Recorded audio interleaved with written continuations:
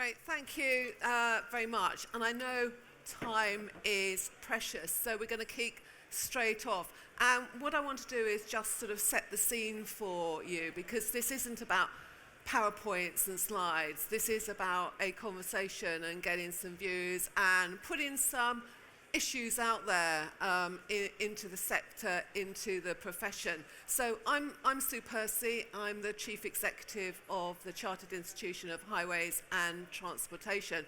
And it's my pleasure this morning to be with our President, Professor Glenn Lyons, and I'll let him introduce himself to you.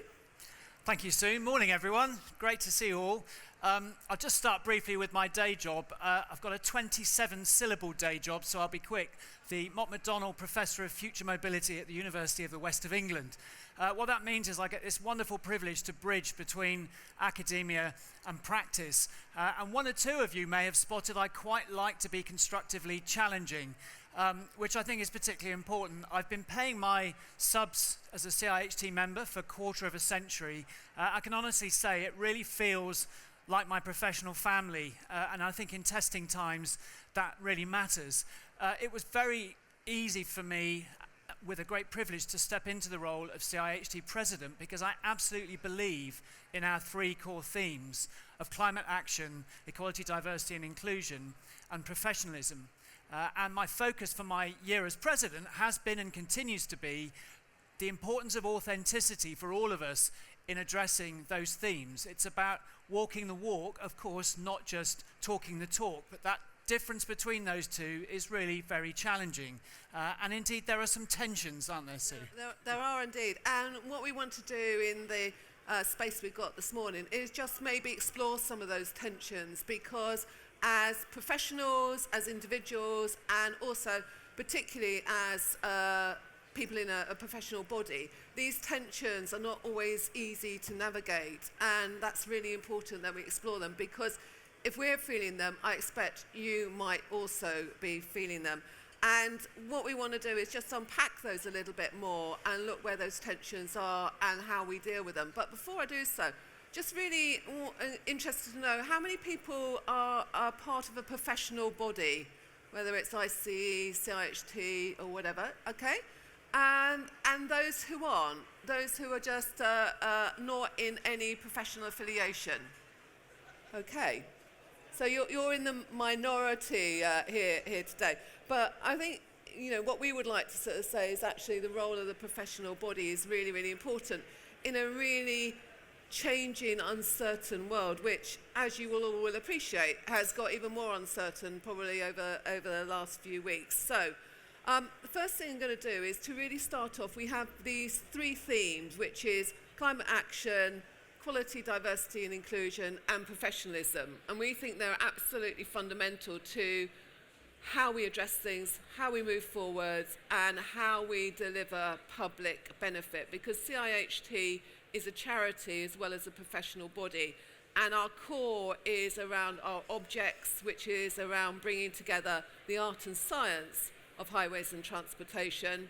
And I do mean the art and science, and also to deliver public benefit. So we're here to serve the public. So the first thing I wanted to ask about was this whole notion of climate action. It's easy to say, really, really difficult though to deal with in a professional sense and really get some traction and really see that accelerate. So I know Glenn's been particularly focused on this and has been heading up a CIHT project on climate. So I just really wanted to ask you how things are going, where you see some of the tensions lying. Yeah, thanks, Sue. Let's just start by testing your authenticity. So honest answers only. Thinking about today, how many of you are very concerned about climate change and its effects? Show of hands. Okay. How many of you are fairly concerned? Any of you not particularly concerned? Okay, well that's encouraging if that's a cross-section of the sector. We've been running a climates initiative with CIHT, as Sue says. We've just completed what we've grandly called a world tour. We've done 15 workshops of different forms. We've had an online survey. So we've learned quite a lot about several hundred members of the sector. And of course, when we're talking about walking the walk, we can't afford to walk the walk. With climate action, we've got to run the run, because this is not just about a direction of change, it's about a speed of change. In other words, velocity matters. I just want to share a taste of what we've learned from engaging with over 300 professionals. First of all, they're like you. We didn't have anyone join the workshops who said, I don't know what this is all about.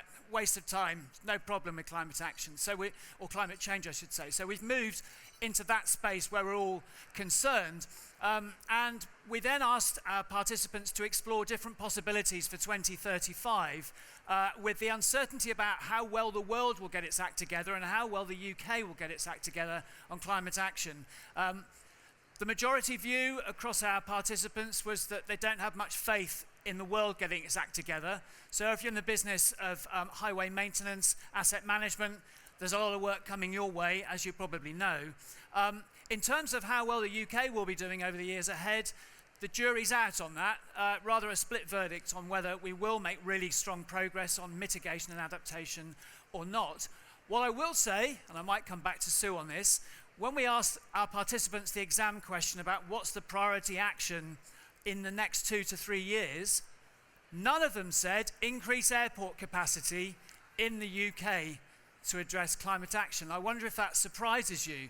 Now, of course, we weren't in workshops talking about growth. We weren't talking about all the government missions, but taken in and of itself, climate change and climate action, we weren't on that agenda. And I know we, as CIHT, have had our own manifesto where we've set out very clear before the recent election, and 2 things in that which we're highly prioritising was climate action for the UK, but also mitigation and resilience. But Sue, I know this is, again, not an easy territory for us. No, it's not, because you've got the economic growth agenda that clearly government is really going forward with, and then you've got the how do you actually deal with climate change and climate action, and sometimes those things do have a tension, because on the one hand you might be really pushing ahead, whether that's expansion of Heathrow aviation. On the other hand, you've got a constituent part that's saying, actually, what we need to do is fundamentally rethink how we travel, how we do things, and using digital connectivity much more than physical connectivity. And so for an institution like CIHT, it's trying to actually sort of deal with both of those sort of parts of the agenda. And one of the things that we are very clear on is that we will work with whatever government is in place. And if something does come through, it's about then how do we really push forward and make sure that everything that they do, it has a sort of that sustainable lens to it, that it's always at that forefront of how you then mitigate if you are going in one direction, and how those things really integrate. And so we are particularly pleased to see the work that's being done on the integrated national transport strategy. I think that's absolutely fundamental. I personally find it extraordinary that we haven't had that integration up until now, given, we've dealt with things very modally.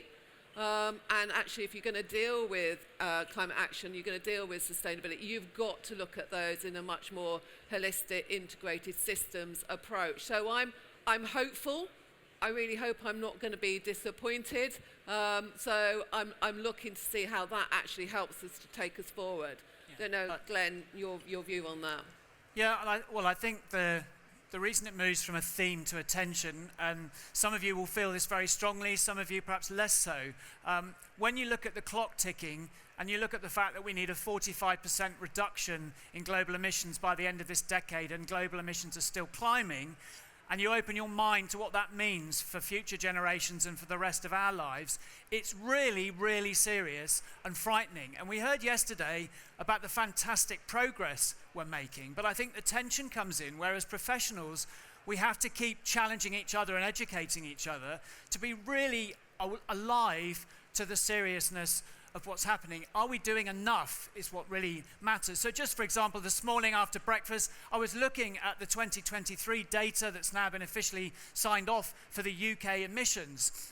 Transport in 2023 accounted for 29% of the emissions from the UK economy. That is for domestic transport. If you include international aviation and shipping, the picture changes quite considerably from aviation being responsible for 1% of emissions domestically to being responsible for 23% of emissions when we include our international travel. Now that's very uncomfortable, and as a sector, we're trying to address that, but we need to be open and alive to the uncomfortable conversations that go around that. And I'm sure there'll be strong differences of opinion in the room about whether I'm being overly emphatic and maybe an eco-zealot in talking about that, or whether some of you are thinking he should have shouted louder. I think one of the key things and the tensions is certainly for professional bodies, how do you get sort of traction with as key decision makers on these so that we have a integrated approach to things? And certainly the conversations that I'm having now with ministers at Westminster, for example, it is much more around that integration.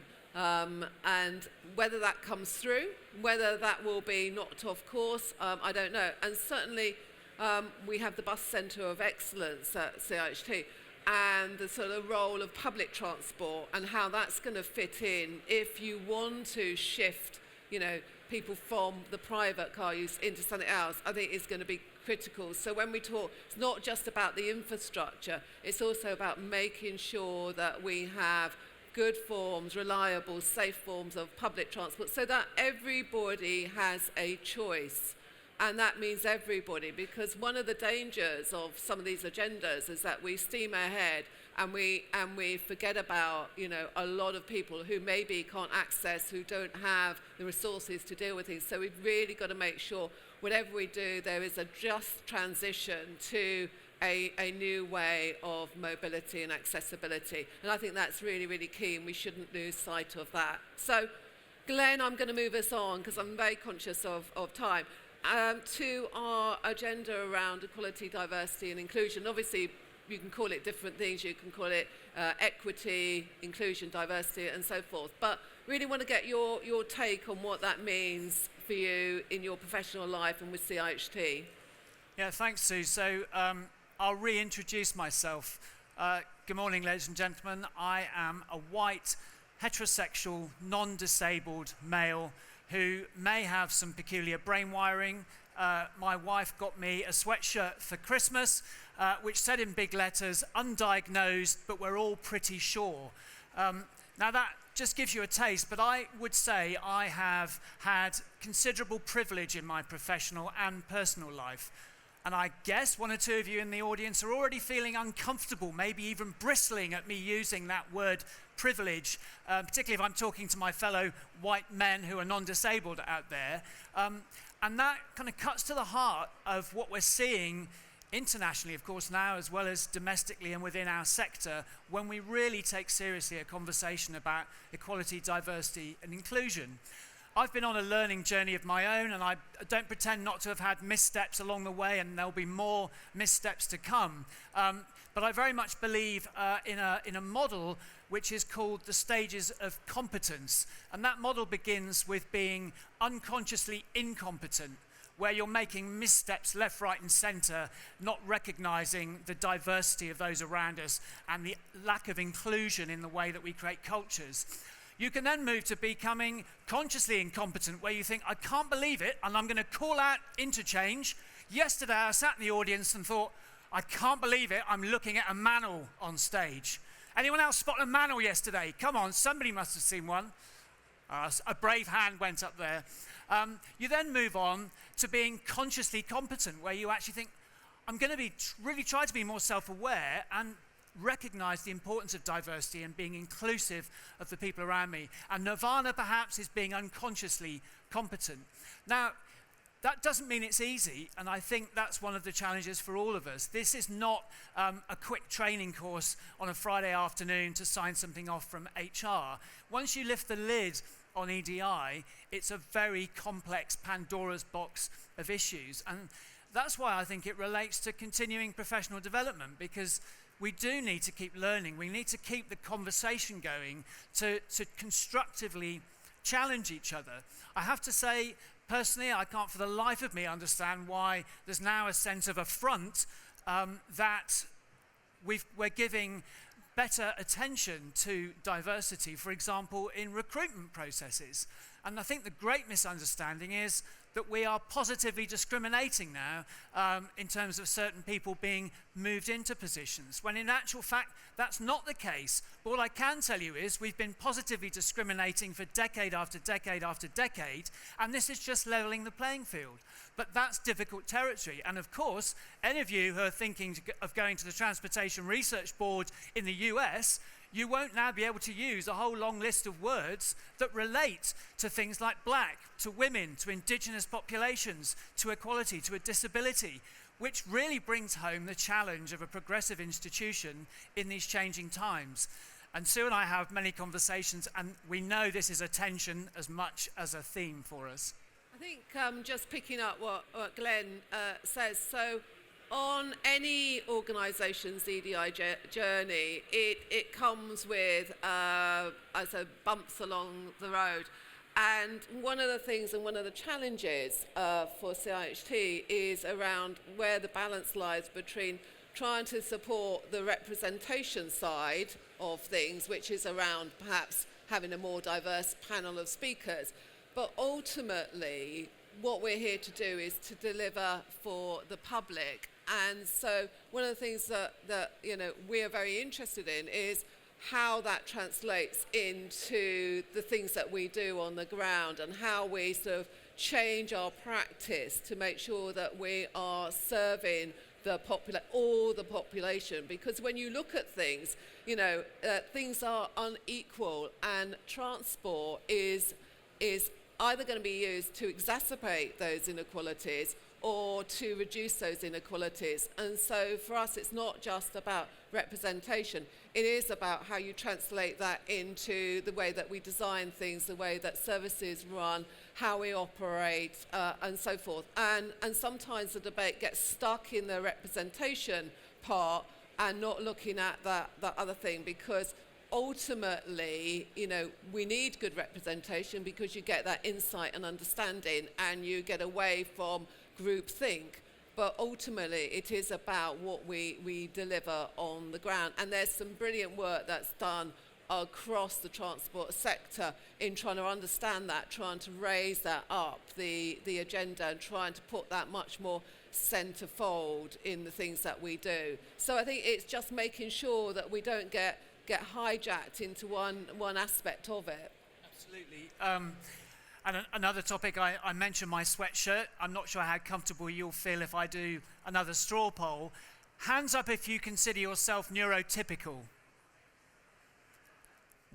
Okay, that's fine, because in the sense of how the society's been constructed around a notion of neurotypicality. But my goodness, most of the hands stayed down.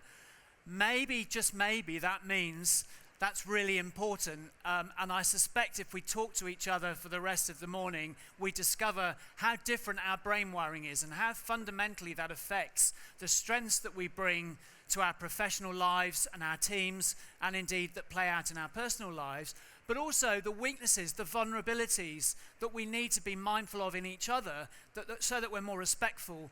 And that's where the difference between diversity and inclusion comes in, because it's about trying to create a culture where everyone feels they can bring their authentic selves into the professional environment. They can play their best part for the goals that we're pursuing, for example, in relation to climate action. And again, I think this is a territory which is not straightforward.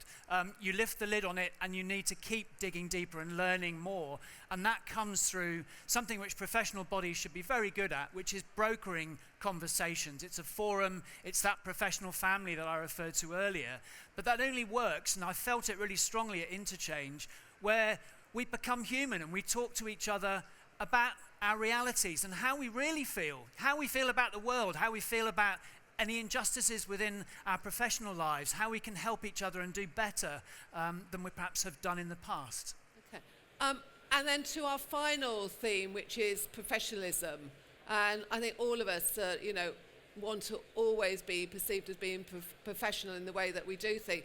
And I think it's absolutely fundamental, particularly in a world at the moment where professional and professionalism is being really challenged. You only have to look at what's happened at Grenfell and other things where the public loses faith very quickly in these things, and issues around your professional ethics, the standards, the way that you behave, the values that you bring to your job are, I think, just going to become more and more important as we move forward. We've got a lot of work and damage limitation to do because of certain things that have happened. But I wanted just again ask you your thoughts on professionalism. Yeah, I had well, perhaps I should start by saying, although I'm not sat in the Oval Office, I am indeed not wearing a suit this morning. And I made a very conscious decision at the start of my presidential year to attend most events wearing a heavy metal t-shirt and jeans. Now, for some people, that perhaps has felt like an affront to professionalism and to the office of being the president of CIHT. I really hope that I can move past that with those who've been concerned, because my intention was not to be disrespectful or unprofessional, but it was really to put a spotlight on, using my attire as a prop, if you like, to put a spotlight on the importance of authenticity and indeed of constructive challenge. And constructive challenge has been something that I've found and felt is very important in all our professional lives. A colleague of mine called Hannah Smart has a wonderful phrase, which is, "A comfort zone is a safe place to be, but nothing ever grows there." And I think part of professionalism is feeling able to, and enabling others to feel able to, constructively challenge each other.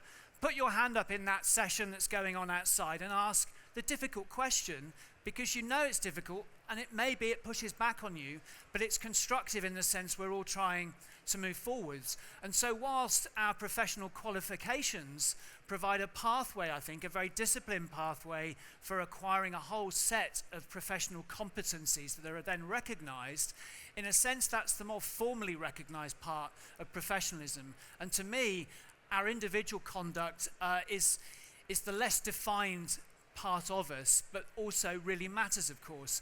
And so, for instance, it might seem trivial, but on the matter of uniforms, I know I'm in a uniform here. I'm not saying people in shirts and ties and suits are wrong, or I'm right and they've chosen the wrong attire today. I've simply chosen what I feel comfortable in to express myself, and I feel others should be able to do that. So I think in an increasingly complex world for a progressive institution, we have to get to grips with that broader understanding of what we mean by professionalism. And I'd be delighted in the break, anyone who would like to take me to task and they feel I haven't been particularly professional, I'd love to explore that. I'd love to understand and improve. I mean, that's a genuine offer from our president, because this is about actually learning and hearing different voices, different views and opinions. And I would say about professionalism and learning, sometimes I hear people say, well, that's for those who are new into the profession at the start of their careers. No, it's not. It's about your career resilience and career development throughout your whole lifetime. And so we need to take it more seriously. It's not something you just sort of fit in when you've got 5 minutes. It's something that should be built in and hardwired if you're going to be able to be agile, be able to deal with all the things that are being thrown at us as we move forward. I'm very conscious that we've got to wrap up now. And so are there any final points you'd like to make in 30 seconds? In 30 seconds, and it might seem a rather dry topic to finish on, but I was saying to someone before the session, the notion of lifelong learning and especially continuing professional development, it never sounds very exciting, but I've come to really understand how important that is. I hope we all go away from today, and indeed during today, being continuously curious. I think it's something that Sarah very eloquently set out at the start of the day. So yes, please be continuously curious. And of course, if you're CIHT members, we have CIHT Learn, which is a wonderful platform, ever growing, to give you that opportunity to develop your understandings. Yes. So as we look forward, we need to make sure that we are curious, that we keep on learning, and that we are credible and trusted and relevant. And we at CIHT will strive to support all our members and the sector to achieve that. So thank you all very much. Thank you, Glenn. Thank you all. Thanks, Sue.